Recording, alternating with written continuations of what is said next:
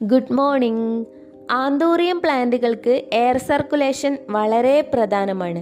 അതുകൊണ്ട് തന്നെ ഇത് നട്ടു കൊടുക്കുമ്പോൾ നല്ല ലൂസ് പോട്ടി മിക്സ് യൂസ് ചെയ്യേണ്ടതായിട്ടുണ്ട്.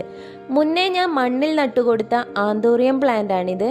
ആ ഒരു പോട്ടി മിക്സ് മണ്ണ്, കൊക്കോപീറ്റ്, ചാണകപ്പൊടി പിന്നെ മുട്ടത്തൊണ്ട് പൊടിച്ചും ചേർത്ത് കൊടുത്തായിരുന്നു.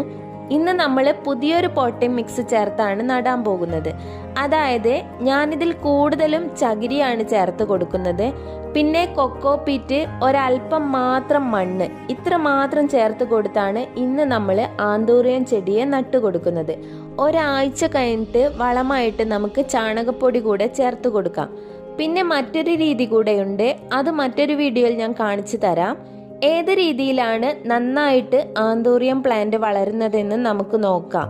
പിന്നെ ഈ ഒരു പ്ലാന്റിന് നല്ല ബ്രൈറ്റ് ലൈറ്റ് വേണമെങ്കിലും ഡയറക്റ്റ് സൺലൈറ്റിൽ വെക്കാനേ പാടില്ല. അങ്ങനെ വരുമ്പോൾ ഇതിൻ്റെ ഇലകൾ കരിഞ്ഞു പോകാനുള്ള ചാൻസ് വളരെ കൂടുതലാണ്. പിന്നെ വെള്ളം കെട്ടി നിൽക്കാതിരിക്കാൻ വേണ്ടിയാണ് നമ്മൾ ലൂസ് പോട്ടിംഗ് മിക്സ് തന്നെ ഉപയോഗിക്കുന്നത്. അപ്പോൾ ഇന്നത്തെ വീഡിയോ ഇത്രയേ ഉള്ളൂ. വീഡിയോ ഇഷ്ടമായാൽ ലൈക്ക് ചെയ്ത് പേജ് ഒന്ന് ഫോളോ ചെയ്തേക്കണേ. അപ്പോൾ പുതിയൊരു വീഡിയോയുമായി കാണും വരെ എല്ലാവർക്കും താങ്ക് യു.